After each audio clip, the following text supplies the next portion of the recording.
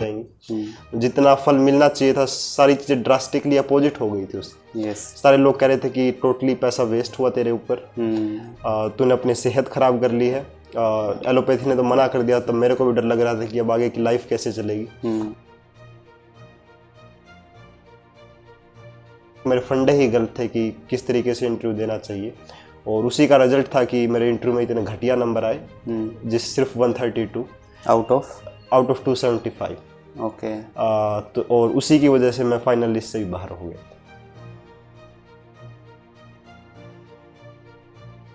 तो काफ़ी quantum jump था मेरे लिए ये, और उसी की वजह है कि जो मैंने इंटरव्यू की प्रिपरेशन मेहनत की थी और वहाँ पे सच्चाई दिखाई, इतने बढ़िया मार्क्स मिले।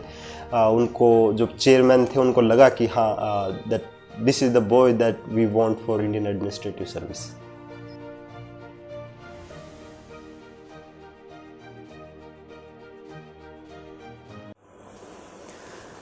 नमस्कार दोस्तों, करियर बाय एक्सपर्ट्स में आपका स्वागत है। मेरा नाम मनोज सांगा है और आज हमारे साथ हैं मिस्टर राहुल देव बुरा, जिन्होंने यूपीएससी एग्ज़ाम में 76th रैंक हासिल किया है। अगर आप या आपकी फैमिली में कोई मेंबर या आपका कोई फ्रेंड यूपीएससी क्लियर करके आईएएस, आईपीएस या आईएफएस किसी भी टाइप का ऑफिसर बनना चाहता है तो ये वीडियो आप एंड तक देखिए, आपको काफ़ी हेल्प मिल जाएगी। हेलो राहुल जी। नमस्कार मनोज भाई, और नमस्कार आपके सभी दर्शकों को। और मैं अप्रिशिएट करता हूं कि आपका ये चैनल करियर बाय एक्सपर्ट्स जो इतना अच्छा काम कर रहा है कि मैं अभी तक खुद बना हूं, और अगर मेरी गाइडेंस से कई और लोग बने तो आपके चैनल को भी उस चीज़ के लिए बधाई, और मेरे लिए भी वो काफ़ी बड़ी उपलब्धि होगी। बहुत बहुत थैंक यू राहुल भाई, हमारे इस प्लेटफॉर्म को समझने के लिए। जो कि यंगस्टर्स जो भी नए जिनको किसी भी चीज़ की नॉलेज नहीं है, तो हम एक्सपर्ट्स के थ्रू ही उनको बता देंगे कि क्या आपके लिए बेस्ट है और कहाँ से कैसे शुरू करना है। बिल्कुल। तो शुरू करते हैं। जैसे आपने 10th क्लास कब और कहाँ से की थी? मनोज भाई, मेरी 10th क्लास थी सेक्टर 15 ब्लूमिंगडेल स्कूल से। ओके। ये मैंने की थी 2012 में, और 10th में CGPA पैटर्न होता है तो उसमें मेरी CGPA 10 थी। ओके। उसके बाद 10+2? +2 मैंने IIT JEE प्रिपरेशन के साथ की थी। +2 मैंने की है दिल्ली पब्लिक स्कूल हिसार से। ओके। और उसमें मेरी मार्क्स रहे थे 94.26%। ओके। तो 2014 में आप पास आउट हुए? 2014 में मैंने पास आउट किया। तो IIT की प्रिपरेशन आपने 10th के बाद ही शुरू कर दी थी या +2 के बाद शुरू की? नहीं, मैंने 10th के बाद स्टार्ट की थी। 2 साल की रेगुलर प्रिपरेशन की थी IIT की। साथ में +1 और +2 करते गए? साथ में +1 +2 की थी। वैसे तो मेन फोकस हमेशा IIT की प्रिपरेशन पे ही रहता था। ओके। और जब बोर्ड के एग्ज़ाम पास में आए तो 1 महीना पहले फिजिक्स, केमिस्ट्री, मैथ तो वैसे ही तैयार थे। बस इंग्लिश और फिजिकल एजुकेशन जो मेरा सब्जेक्ट मैंने लिया था वो पढ़ा था और एग्ज़ाम दिए थे। ओके। तो IIT की कोचिंग कहाँ से ली थी आपने फिर? IIT की कोचिंग मैंने ली थी रैंकर्स लीग से। ठीक है। अभी ये मैं बताना चाहूँगा दर्शकों को कि ये मॉडर्न गुरुकुल पद्धति के बेस पे आधारित है। वो आपको अपने हॉस्टल में ही वहीं पे ही रखते हैं। स्कॉलरशिप भी प्रोवाइड करते हैं जो थोड़े गरीब तबके के से बच्चे आते हैं। अच्छा। तो विमल कुमार झा, उनका मैं विज़न जो है कि एजुकेशन पहुँचे, खासकर technical education of highest quality गरीब लोगों के लिए, मैं उनको हमेशा अप्रिशिएट करता हूं, और मैं मानता हूं कि उनका बहुत बड़ा कंट्रीब्यूशन रहा है इस सक्सेस में मेरे। कहाँ था फिर ये गुरुकुल आपका, जहाँ आप हॉस्टल? सर, पहले तो जो ये modern Gurukul based coaching institute है रैंकर्स लीग, पहले ये कचहरी के सामने होता था। ठीक है। फिलहाल डबड़ा पुल के नीचे मेन इनकी बिल्डिंग है हिसार में। बिल्कुल। ओके। तो फिर आप 2014 में 10+2 से पास आउट हुए? जी हाँ। तो आपने फिर IIT का एग्ज़ाम दिया? जी हाँ। और आपका फर्स्ट अटेम्प्ट में आपको IIT में मतलब एडमिशन हो गया? जी हाँ, मेरी रैंक आई थी 151वीं। जिसके बलबूते पर मैंने IIT दिल्ली में मैकेनिकल इंजीनियरिंग स्ट्रीम ज्वाइन की थी।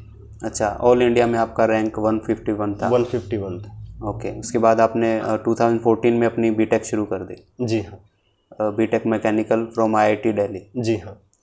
ठीक है। और 2014 से फिर 2018 तक 4 इयर्स का आपका बीटेक कंटिन्यू करते?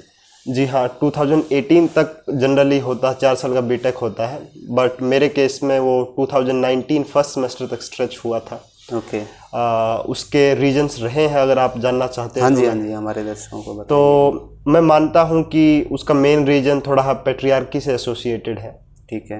कि हम जिस सोसाइटी में रहते हैं तो मेल मेंबर्स जो हम हैं उनको खाना बनाना नहीं सिखाया जाता। ठीक है। तो मैं 3rd ईयर में IIT दिल्ली की तरफ से स्टूडेंट एक्सचेंज प्रोग्राम गया था फ्रांस में।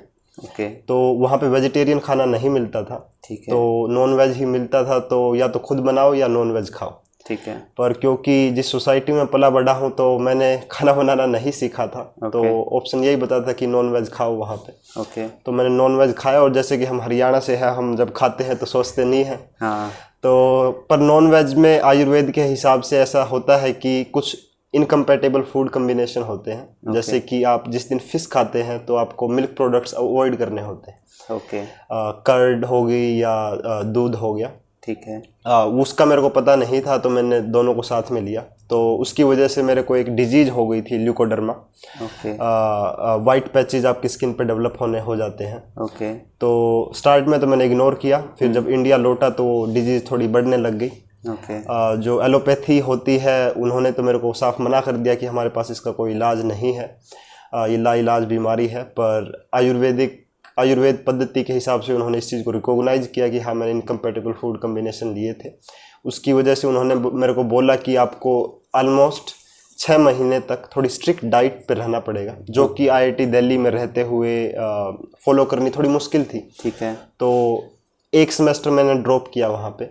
ओके। वो मेरा 2019 जो फर्स्ट सेमेस्टर बता रहा हूँ वहाँ पे जाके मैंने किया, तो it was 4.5 year B Tech for me. Yes. अच्छा, तो आप ये तो एक बहुत मतलब काफ़ी बड़ी उस जो आपका वो टाइम था, आप कैसा फील होता था आपको? मतलब एक बीमारी हो गई, आपकी स्टडी छूट गई थी, और जिसका कोई एलोपैथी ने तो इलाज से ही मना कर दिया था। तो वो भी लाइफ में एक स्टेज है जहाँ पर आपने काफ़ी डिमोरलाइज्ड फील किया होगा, या फिर मतलब क्या उस टाइम पे आपको लगता था? देखिए, वैसे तो लोग कह रहे हैं कि UPSC में मेरी सक्सेस सबसे बड़ी सक्सेस है, पर मैं मानता हूँ कि जो मैंने इस बीमारी को डिफीट किया, यस, और उस साथ में जो सोशल स्टिग्मा होता है, जैसे आप देखोगे कि आजकल सोशल मीडिया पे हमेशा फिल्टर लगाते हैं और हमेशा आपको सुंदर दिखने की एक चाहत रहती है। और मैं जब फ्रांस गया था तो सब लोग खुश थे कि हमारा कोई लड़का फ्रांस जा रहा है, विदेश जा रहा है। तो किसी ने नहीं सोचा था कि फ्रांस जाने के बाद जब मैं वापस आऊँगा तो सिचुएशंस इतनी चेंज हो जाएंगी। जितना फल मिलना चाहिए था, सारी चीज़ें ड्रास्टिकली अपोजिट हो गई थी उसकी। यस। सारे लोग कह रहे थे कि टोटली पैसा वेस्ट हुआ तेरे ऊपर, तूने अपनी सेहत खराब कर ली है। एलोपैथी ने तो मना कर दिया, तब मेरे को भी डर लग रहा था कि अब आगे की लाइफ कैसे चलेगी। पर उसी मतलब उस टाइम पे जो मेंटल हेल्थ जो रूटीन मैंने फॉलो किया, फैमिली का सपोर्ट रहा, और एक स्ट्रिक्ट डिसिप्लिन से मैंने अपनी डाइट वगैरह फॉलो की, तो मैं मानता हूँ कि वो जो डिफीट किया डिजीज़ को, उसके साथ ही साथ में उसी टाइम पे मैंने योग करना स्टार्ट किया, जो अब मेरी शेड्यूल का डेली रूटीन में रहता है, और उसने भी मतलब UPSC प्रिपरेशन काफ़ी हेल्प किया है। तो ये जनरली मैं मानूंगा कि मेरी सक्सेस UPSC की सक्सेस से ज़्यादा बड़ी थी। बिकॉज हेल्थ है तो सब कुछ है। बिल्कुल, health is wealth. Health is wealth. तो ये भी एक काफ़ी अच्छा पॉइंट है दोस्तों, कि अगर हम पूरा फोकस मतलब अपने स्टडी और अपना एक ही करियर को पकड़ के उसी के पीछे भागते रहें, और बाई चांस हम अपनी हेल्थ की तरफ ना ध्यान दें, तो अगर ऐसा कुछ हो जाता है तो हम एकदम से काफ़ी पीछे आ जाएंगे। तो अपने करियर में अपनी हेल्थ को प्रायोरिटी देनी चाहिए। बिल्कुल, जैसे स्वामी विवेकानंद ने भी कहा है कि आप आप खुद को भगवान के ज़्यादा नज़दीक पाओगे फुटबॉल फील्ड पे एज कम्पेयर टू गीता पढ़ने से। तो हमेशा ही खेल कूद ही बनाए रखिए, ये ना ही आपकी सिर्फ क्यों, because healthy mind stage in a healthy body, आपके पूरे दिन का स्ट्रेस कम करता है। चाहे आप योग कीजिए, चाहे आप खेलिए, कुछ भी, चाहे एक्सरसाइज कीजिए। हाँ। कुछ एक्टिविटीज़, फिजिकल एक्टिविटीज़ होनी ज़रूरी है। बिल्कुल। तो आप कौन सा स्पोर्ट्स खेलते हैं? मेरा लोकप्रिय खेल हमेशा से फुटबॉल रहा है, पर ड्यूरिंग माय IIT मैं हॉकी खेलता था। ओके। हॉकी जब वापस फिर हिसार आया तो कंटिन्यू नहीं कर पाया, क्योंकि हॉकी ग्राउंड नहीं होते और खिलाड़ी नहीं होते। तो हॉकी प्रोफेशनली मैं खेला हूँ। फुटबॉल जनरली मतलब दोस्तों के साथ हमेशा से खेलता रहा हूँ। ओके। तो आपने फिर 2019 जनवरी में आप आईआईटी से पास आउट हुए। जी हाँ। उसके बाद आपने क्या प्लान किया, जॉब का या फिर डायरेक्ट यूपीएससी का? देखिए जो मैंने फॉरेन एक्सचेंज प्रोग्राम बताया, थर्ड ईयर में गया था, वही एक जो पहलू था कि मैं इंजीनियरिंग से यूपीएससी की तरफ आऊँ, वही उसका मेन कारण था। जब मैं फ्रांस गया तो मैंने देखा कि एक डेवलपमेंट गैप है वेस्टर्न कंट्रीज़ और इंडिया में, और सिविल सर्विसेज वो प्लेटफॉर्म है जहाँ पर आप मल्टीपल फील्ड्स में कंट्रीब्यूट कर सकते हो। तो मैंने वहीं से ठाना कि मेरे को सिविल सर्विसेज करना है। और जब 2019 मैंने पास आउट किया तो मेरे पास ऑप्शन थे कि मैं जॉब ज्वाइन करूं या फिर सिविल सर्विस की तरफ जाऊं, but I was quite focused कि हाँ मेरे को सिविल सर्विसेज ही करना है। कई लोग करते हैं कि जॉब भी ले लेते हैं और सिविल सर्विस की तैयारी भी स्टार्ट में करते हैं। मेरे हिसाब से वो मेरे लिए डिस्ट्रैक्शन रहती। साथ ही साथ में अगर मैं जॉब ले भी लेता तो मेरे किसी ना किसी कलीग को अगर वो नौकरी मिलती तो वो उसके लिए ख़त्म हो रही थी। तो मैं प्लेसमेंट में नहीं बैठा और डेडिकेटेडली मैंने यूपीएससी की प्रिपरेशन स्टार्ट की। तो मतलब राहुल जी का पहले से ही एम क्लियर था कि आईआईटी पास आउट होने के बाद ऐसा नहीं है कि जॉब भी करें ना करें, थोड़ा टाइम जॉब कर लें, थोड़ी सिक्योरिटी, थोड़ा एक्सपीरियंस सीवी में आ जाएगा, सो दैट बाद में अगर यूपीएससी क्लियर नहीं होता है तो जॉब कंटिन्यू करने में प्रॉब्लम नहीं आएगी। बिकॉज अगर आप डायरेक्ट पास आउट होने के बाद डायरेक्ट आप इधर आ गए हो बट बाद में आप इधर से फेलियर अगर होता है तो जॉब मिलने में आई थिंक थोड़ा टफ रहता होगा। थोड़ा टफ जरूर रहता है, कहीं ना कहीं इनसिक्योरिटी तो आती ही है जैसे। तो फिर जनवरी 2019 में पास आउट होने के बाद आपने यही स्टडी कंटिन्यू कर ली, यूपीएससी की प्रिपरेशन शुरू कर दी? जी हाँ। वैसे तो फोर्थ ईयर में मैंने प्रिपरेशन स्टार्ट कर दी थी, ठीक है, पर टाइम कम मिलता था। ओके। पर जनवरी के ख़त्म होने के बाद तो my preparation was full on throttle.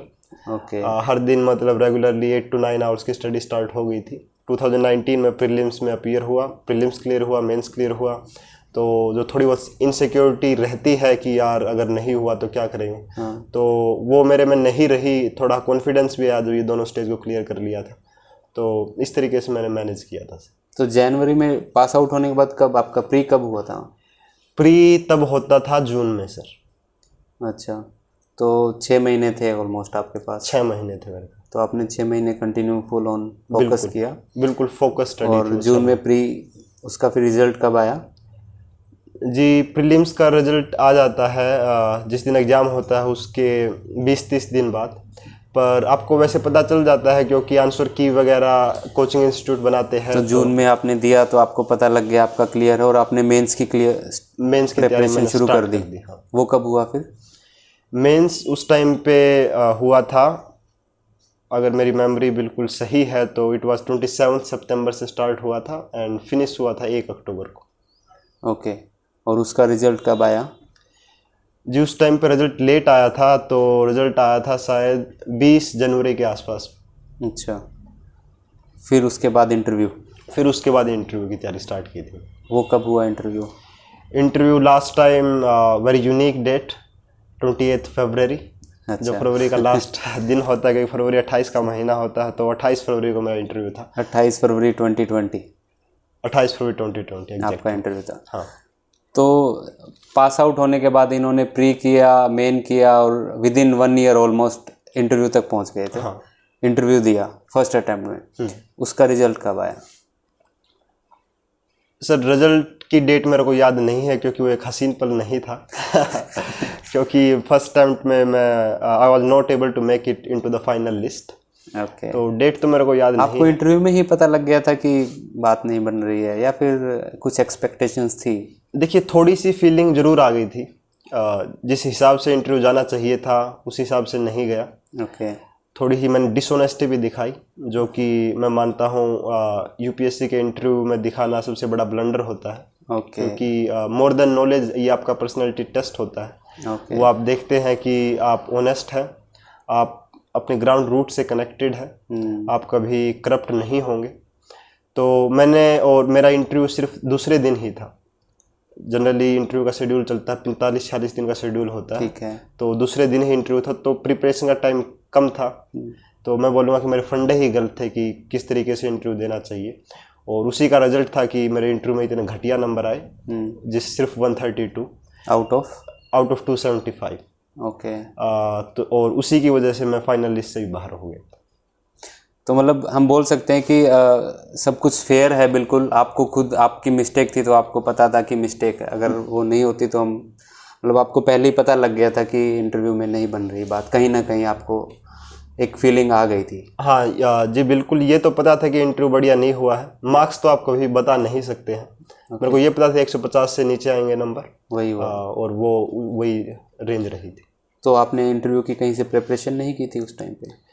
Sir देखिए, इंटरव्यू जो यूपीएससी का होता है वो मेनली आपके बैकग्राउंड पे ही बेस्ड होता है। जैसे अगर मैंने हॉकी खेला तो हॉकी पे पर्सन पूछे जाएंगे, एनसीसी ए सर्टिफिकेट था मेरे पास तो एनसीसी से क्वेश्चन पूछे जाएंगे, फुटबॉल मेरा लोकप्रिय खेल है तो फुटबॉल से क्वेश्चन पूछे जाएंगे, आईआईटी दिल्ली से क्वेश्चन पूछे जा सकते हैं। तो मोर और लेस आपको अपने बारे में ही जानना होता है, तो आप जितना खुद से क्वेश्चन करें वही इसकी प्रिपरेशन होती है। उसके अलावा थोड़ा कॉन्फिडेंस बूस्ट करने के लिए कि उस रूम के माहौल का प्रेशर थोड़ा एक्सपीरियंस कर पाए, तो मॉक इंटरव्यू कोचिंग इंस्टीट्यूट वाले फ्रीली कंडक्ट करवाते हैं। तो पिछली बार क्योंकि मेरा इंटरव्यू दूसरे दिन था तो मैं 2-3 मॉक इंटरव्यू दे के आया था। 2-3 मॉक इंटरव्यूज़ के बाद आप इंटरव्यू के लिए चले गए थे? जी हाँ। तो जो प्री और मेन था उसके लिए आपने कोई कोचिंग ली थी उस टाइम पे? जी नहीं, देखिए मेरे हिसाब से कोचिंग का 2 मकसद होते हैं कोचिंग के। पहला आपका सिलेबस कंप्लीट करना, दूसरा आपको यूपीएससी के एग्ज़ाम के लिए गाइड करना कि आपको क्या पढ़ना चाहिए, कैसे पढ़ना चाहिए। तो मेरे को कभी भी ज़रूरत नहीं हुई कि मेरा सिलेबस कंप्लीट करने के लिए मैं कोचिंग में जाऊं, तो उसके लिए मैं कभी भी कोचिंग ज्वाइन नहीं करना चाहता था। और दूसरा जो मकसद होता है कोचिंग का वो मेरे दोस्तों ने काफ़ी बढ़िया तरीके से फुलफ़िल किया। कुछ ने पहले ही कोचिंग ज्वाइन कर रखी थी, क्योंकि मैं तो 3rd ईयर में एक्सचेंज प्रोग्राम में था तो उन्होंने 3rd ईयर में कोचिंग स्टार्ट की थी। ओके। कुछ आईआईटी दिल्ली के सीनियर्स भी थे तो वो मेरे को गाइड करते रहते थे कि क्या कुछ पढ़ना चाहिए। तो अगर तो मेरे दोनों गोल बिना कोचिंग के फुलफ़िल हो रहे थे तो मैंने कभी कोचिंग ज्वाइन नहीं की। कोई कोचिंग ली ही नहीं फिर आपने? जी नहीं। ठीक है। फिर 2020 में आपका इंटरव्यू में क्लियर नहीं हुआ, उसके बाद फिर आपने फिर से अगेन अपना कंटिन्यू किया प्रिपरेशन? जी हाँ। नेक्स्ट प्री के लिए? हाँ देखिए, हम जो एस्पिरेंट्स हैं यूपीएससी के वो इसको बोलते हैं कि यूपीएससी साइकिल ट्रैप। ओके। ये पूरे साल चलता है, आपके पास टाइम नहीं होता। इंटरव्यू ख़त्म हुआ, प्रीलिम्स बिल्कुल पास में होता है तो आप रिजल्ट तक की भी वेट नहीं कर सकते हैं प्रिपरेशन को छोड़ने में। जस्ट प्रीलिम्स जब इंटरव्यू ख़त्म होता है तो 5-6 दिन थोड़ा रिलैक्स किया, दोबारा से प्रीलिम्स की तैयारी स्टार्ट की। जब रिजल्ट आया, अगर if you are making it to the final list तो ठीक है, आप मसूरी जाइए, इंडियन एडमिनिस्ट्रेटिव सर्विस में आइए, वरना तो प्रीलिम्स पास में होता तो तैयारी आपकी रहती है। अच्छा, तो आपका 28 फेब को इंटरव्यू हुआ, उसके बाद आपने थोड़े दिन में रिजल्ट आ गया और क्लियर नहीं हुआ तो आपने कंटिन्यू कर दिया प्री की प्रिपरेशन। जी। और फिर आपका प्री एग्ज़ाम कब हुआ 20 में? जी पिछले साल क्योंकि कोरोना वायरस था तो थोड़ा एग्ज़ाम डिले हो गया था। तो पिछले साल अगर मेरी बुद्धि मेरा साथ दे रही है तो पिछले साल प्रीलिम्स था 5 अक्टूबर को। तो आपके पास इंटरव्यू के बाद में ऑलमोस्ट 6 मंथ्स मिल गए थे? जी हाँ, काफ़ी टाइम मिल गया था पिछले बार। फिर आपने प्री दिया और फिर मेन कब हुआ? मेंस हुआ था बहुत ही सर्दी के मौसम में, और चंडीगढ़ मेरा सेंटर था। ये डेट कुछ थी 7 जनवरी, 7, 8, 9 और उसके बाद फिर अगले हफ्ते शायद 14-15 जनवरी ये होती थी। और क्योंकि सर्दी के टाइम में था तो मेंस काफ़ी मुश्किल हो गया था। दिन छोटे होते हैं? दिन छोटे होते हैं, पर उससे ज़्यादा मेंस में ऐसा होता है कि 3 घंटे होते हैं, 20 क्वेश्चन होते हैं, 50 पेज होते हैं, आपको सब कुछ लिखना होता है। 50 पेज 3 घंटे में भरने होते हैं। अच्छा। तो आपका जो पेन है वो रुकना नहीं चाहिए। ठीक है। तो जब सर्दी होती है थोड़ी सुस्ती आती है हाथ में, तो इसलिए थोड़ा मुश्किल काम था। चंडीगढ़ में और भी ज़्यादा सर्दी थी क्योंकि नॉर्थ इंडिया में हो गया, तो थोड़ा मुश्किल था as compared to last year, but performance मेरी ज़रूर बेटर रही इस बार। तो जनवरी में मेंस एग्ज़ाम हो गए? जी हाँ। और फिर इंटरव्यू की मेरी इस बार डेट आई थी 14 सितंबर। ओके। और इस बार हालांकि मैं चाह रहा था कि मेरी इंटरव्यू की डेट स्टार्ट में आ जाए, क्योंकि because it was my second attempt, तो मैं काफ़ी ज़्यादा प्रिपेयर्ड था। और इस बार काफ़ी उल्टा हुआ, काफ़ी लेट में आई मेरी। जस्ट 7 दिन जब ख़त्म होने 22 को ख़त्म हो रहे थे इंटरव्यू, मेरी 14 सितंबर को आई थी। Interview date. तो 14 सितंबर को आपका इंटरव्यू है। तो इसमें भी आपको मेंस के बाद ऑलमोस्ट 6 मंथ मिल गए, मतलब 6 से भी ज़्यादा ही मिल गए इंटरव्यू की प्रिपरेशन के लिए। जी। और 14th को आपका इंटरव्यू और फिर रिजल्ट डिक्लेयर हुआ अपना अभी 24th को, 10 दिन बाद। 10 दिन बाद। अच्छा। और आपका 76 रैंक। 76 रैंक है। क्या एक्सपेक्टेशंस थी, यही या फिर कम ज़्यादा कुछ इस बार इंटरव्यू में? देखिए, इंटरव्यू मेरा इस बार काफ़ी बढ़िया हुआ था। अच्छा। जो होता है कि ये पर्सनैलिटी टेस्ट होता है, क्वेश्चंस भी वैसे ही पूछे गए, नॉलेज बेस्ड नहीं थे। और मैं श्योर था कि मैंने हर क्वेश्चन बिल्कुल पूरी ऑनेस्टी और एक कमिटमेंट के साथ आंसर किया है। और मैं दर्शकों को बताना चाहूँगा कि पिछले साल जो मेरे इंटरव्यू में 132 मार्क्स थे, इस बार वो बढ़कर 193 हो गए हैं, जो कि 4th हाईएस्ट स्कोर होता है ऑलमोस्ट। पहला 212, फिर 208, फिर 200 होता है, फिर 193, 195 इतना होता है। तो काफ़ी क्वांटम जंप था मेरे लिए ये। और उसी की वजह है कि जो मैंने इंटरव्यू की प्रिपरेशन मेहनत की थी और वहाँ पे सच्चाई दिखाई, इतने बढ़िया मार्क्स मिले। उनको जो चेयरमैन थे उनको लगा कि हाँ, that this is the boy that we want for Indian administrative service. आप पूरा कॉन्फिडेंट थे उस टाइम जी। पे। और जैसे प्री और मेंस में क्या एग्ज़ाम, मतलब कितने कितने एग्ज़ाम होते हैं? प्री में कितने पेपर होते हैं और मेंस में कितने पेपर होते हैं? जी, प्री में 2 पेपर होते हैं। पहला पेपर 2 घंटे का सुबह जनरल स्टडीज़ का होता है। दूसरा पेपर रीजनिंग, इंग्लिश और मैथमेटिक्स चेक करता है आपकी। दूसरा पेपर सिर्फ क्वालिफाइंग होता है। You just have to score 33% and you are done. If you score 80%, 40%, both of you are equal. उनके मार्क्स काउंट नहीं होते। ठीक है। जो मेन पेपर होता है जनरल स्टडीज़ का पहला होता है, उसी के हिसाब से मेरिट लिस्ट बनती है और मेंस के लिए लोगों को बुलाया जाता है।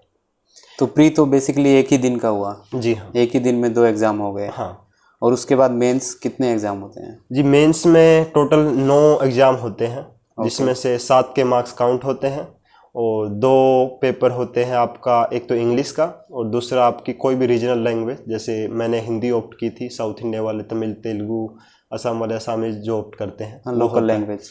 उसमें आप जस्ट 25% स्कोर करो, वो दिखा देता है कि आपको उस नॉलेज लैंग्वेज की पकड़ है। उसके मार्क्स काउंट नहीं होते हैं। उसके अलावा जिनके मार्क्स काउंट होते हैं वो होते हैं 7 सब्जेक्ट। 7 काफ़ी बड़ा नंबर है। तो पहला पेपर होता है फ्राइडे को, एसए का होता है, उस दिन सिर्फ एक ही पेपर होता है।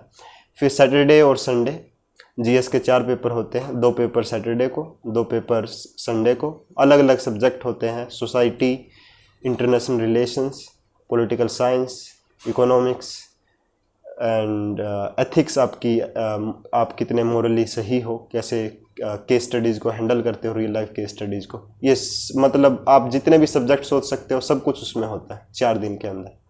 तो फ्राइडे को एक पेपर, फ्राइडे को, सैटरडे को 2, सैटरडे को 2, संडे को संडे 2, को 2।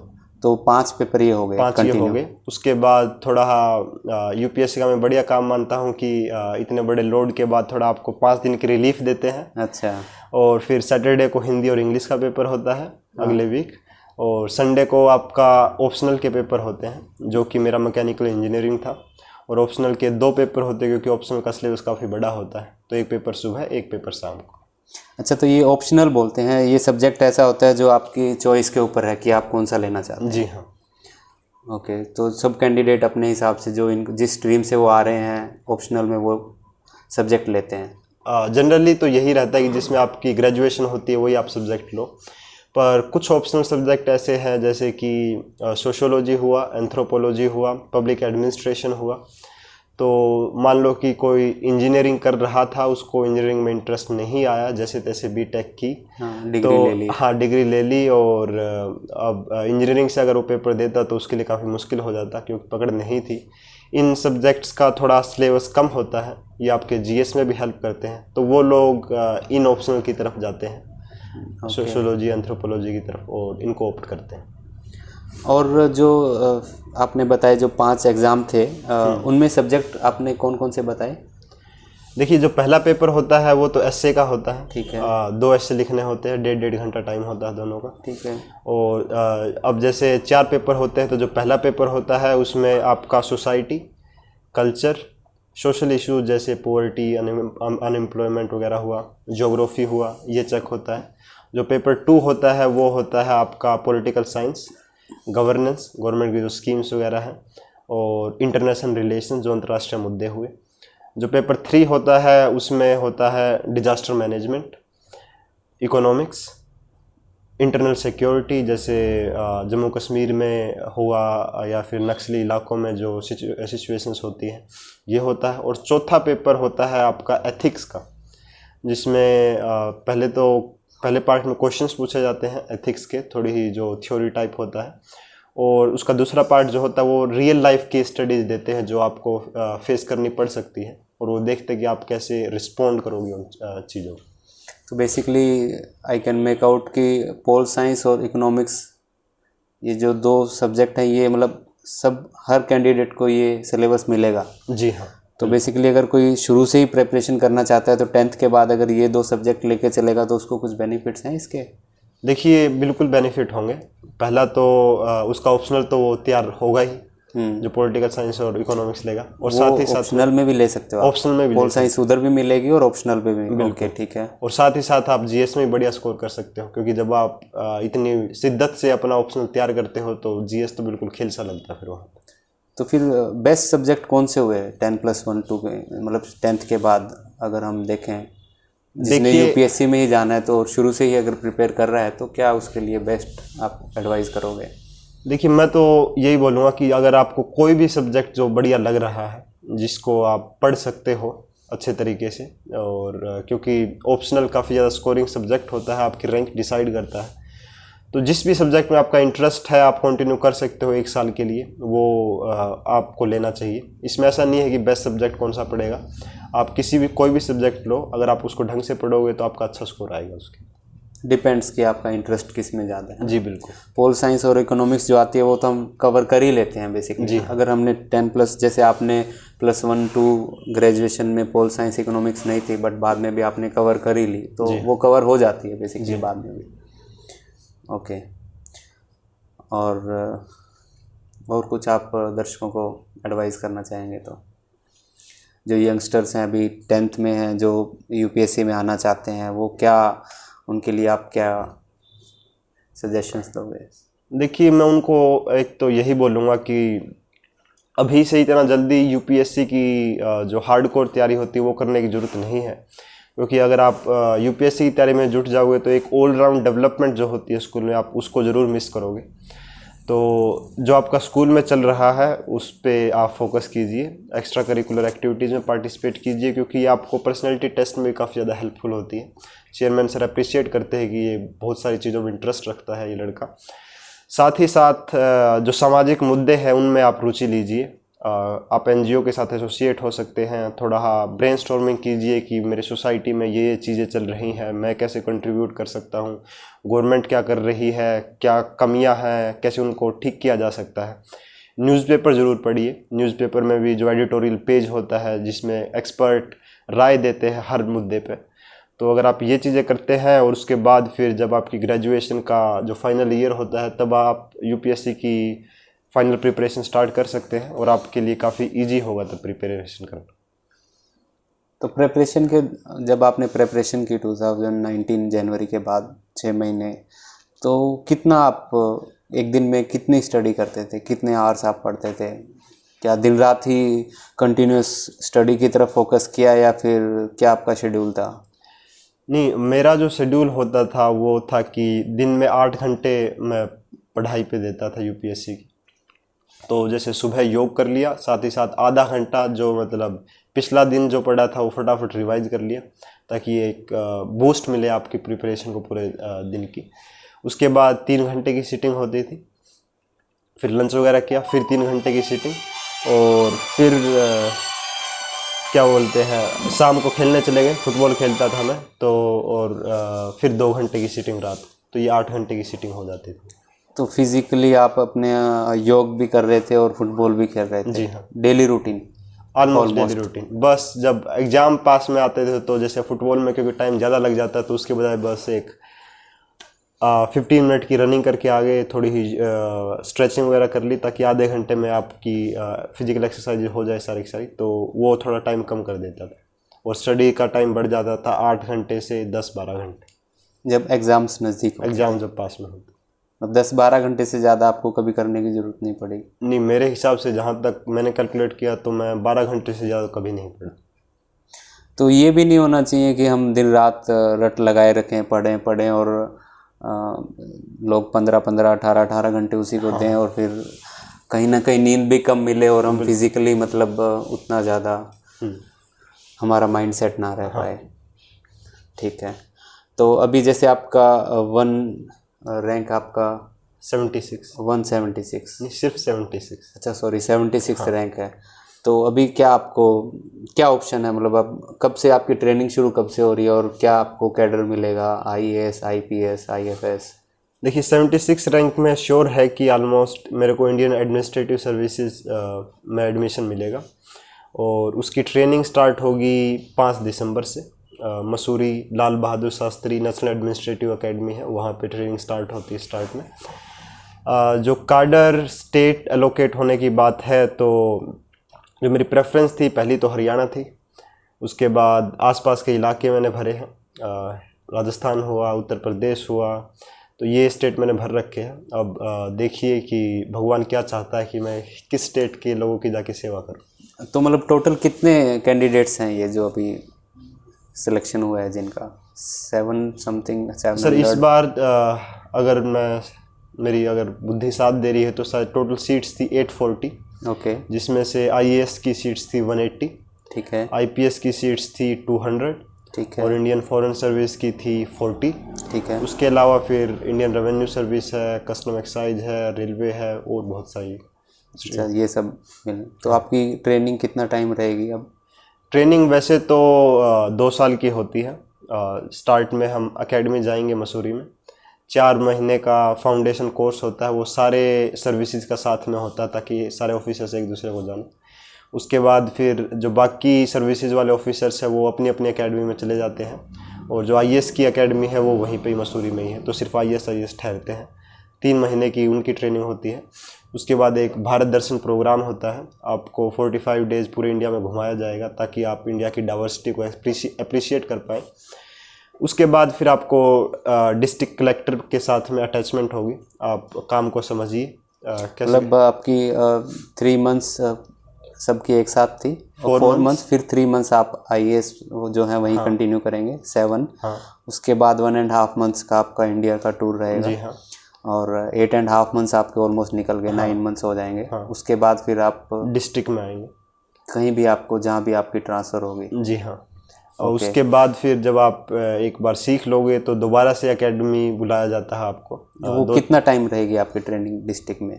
डिस्ट्रिक्ट में शायद जितना मेरे को पता है, वैसे तो मेरे को ज़्यादा पता नहीं है अभी, तो शायद 6 महीने की ट्रेनिंग होती।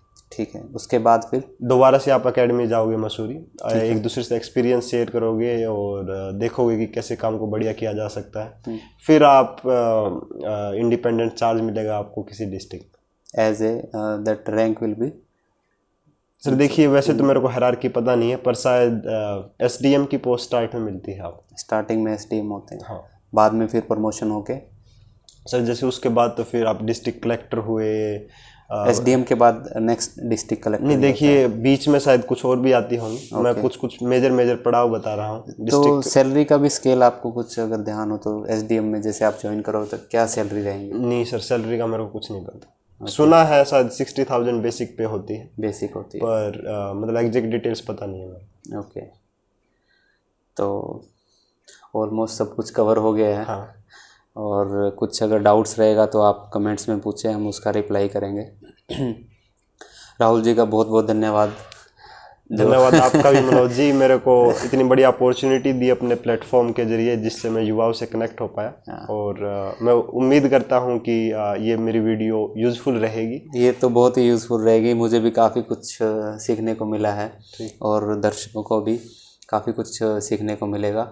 आपका ट्रेनिंग होने के बाद आप एज ए SDM कहीं ज्वाइन करेंगे, हम आपका इंटरव्यू फिर से लेंगे। बिल्कुल sir, you are most welcome. उस इंटरव्यू में हम इस ट्रेनिंग को, आपकी जो ट्रेनिंग हुई वो वाला सेक्शन कवर करेंगे। ठीक, thank you Rahul ji. Okay, thank you Manoj.